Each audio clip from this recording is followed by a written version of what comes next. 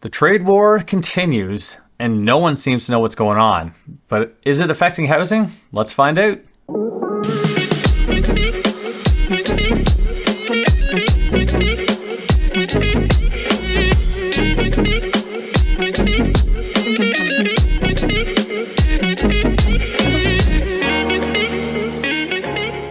Before we get to it, I just wanted to quickly introduce myself. My name is Jeremy Tremblay. I'm a realtor that works here in the Belleville and surrounding areas.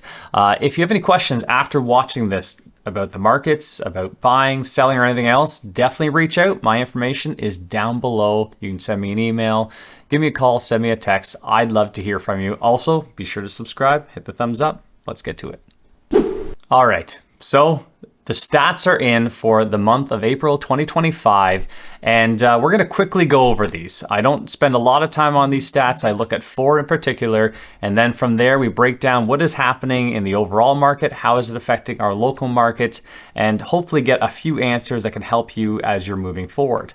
So first off, looking at the stats here, we're going to look at the months of inventory. That's the first of the 4 that we're going to look at. If you don't know what months of inventory is, this is a stat you hear all the time where they say, is it a balanced market? Is it a buyer's market, seller's market? They're generally using this stat right here. And what they're doing is they're saying if it's less than 3 months of inventory, that's seen as a seller's market. And if it's between 3 and 5 months of inventory, that's generally balanced market. And then over 5 months of inventory, well, that is considered a buyer's market.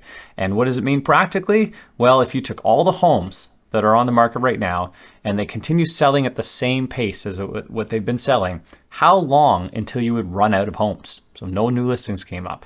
If it took less than 3 months to sell out of all the houses because homes are selling that quickly, okay, sellers are at an advantage. It's a seller's market. So that's what that means. So looking at this right off the bat here, we can see in December, we were over 5 months of inventory. We got up to 5.6 in our area. And I will say I like to take the stats from Belleville and Quinte West specifically. I feel like that encompasses this area quite well. If you don't know where that is, go look over in Toronto and then head on Highway 401, head east about an hour, hour and a half, and here we are.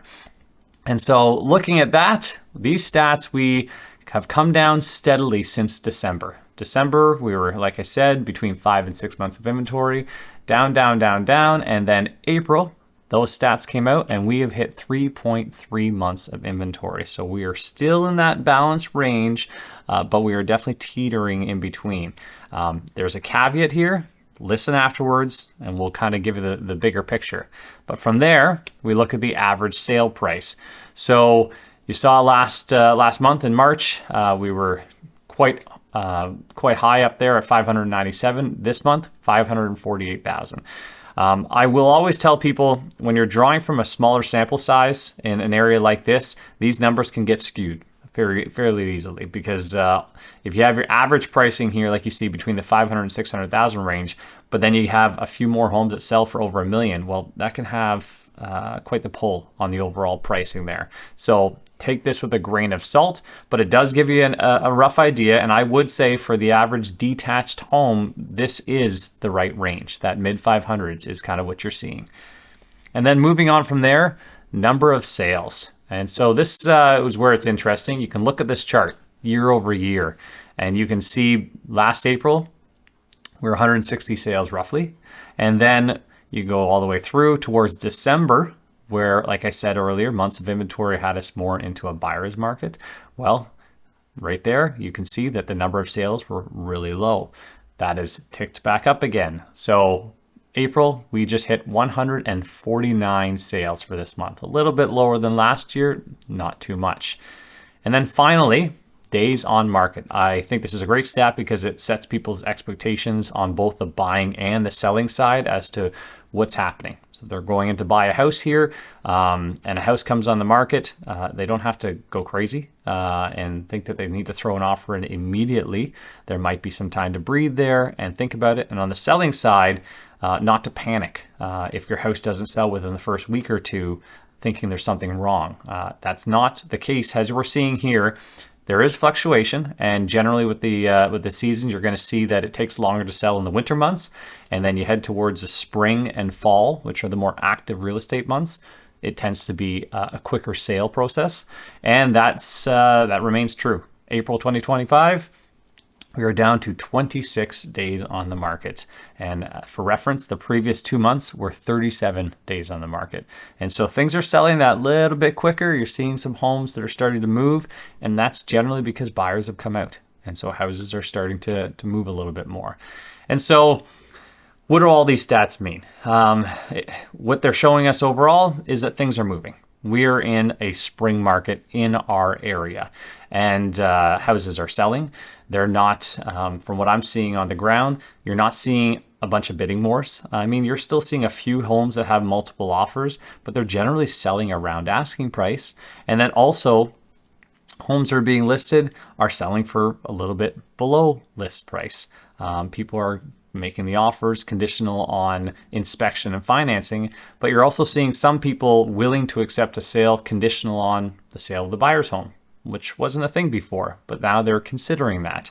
And so, in my opinion, the months of inventory that has us still in that balanced market, I think that's accurate. I think we're very much still in that balanced territory right now. Now, I will say if you're looking for a home that's in the lower price point, there's still a lot of buyers there.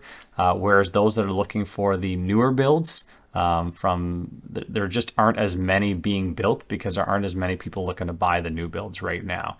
And so there are options. The builders are working with people a little bit more now. So if that's something you're interested in, definitely reach out because that's a changing area. And we'll talk about that a little bit more. Overall, the main factors, in my opinion, that we're seeing is the micro and macroeconomic factors that are happening and affecting and kind of trickling down. What does that mean? Microeconomic and macro.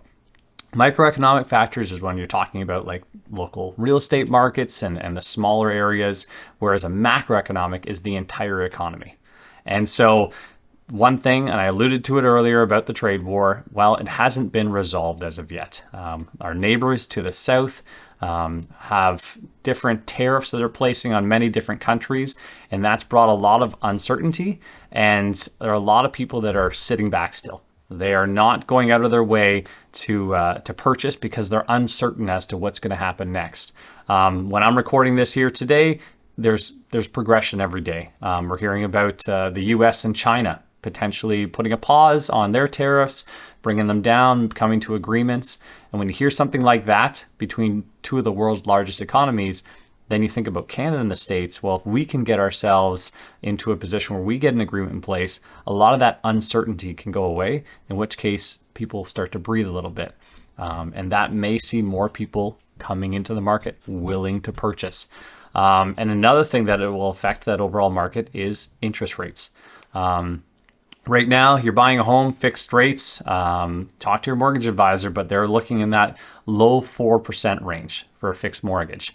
And if our economy isn't doing great and they have to continue lowering the overall Bank of Canada rate, well, then we're going to see the variable rate continue to drop as well, which means that you can afford more home. People are going to have that ability to afford to get a mortgage and get into the housing market and start buying, which could spur things along a little bit.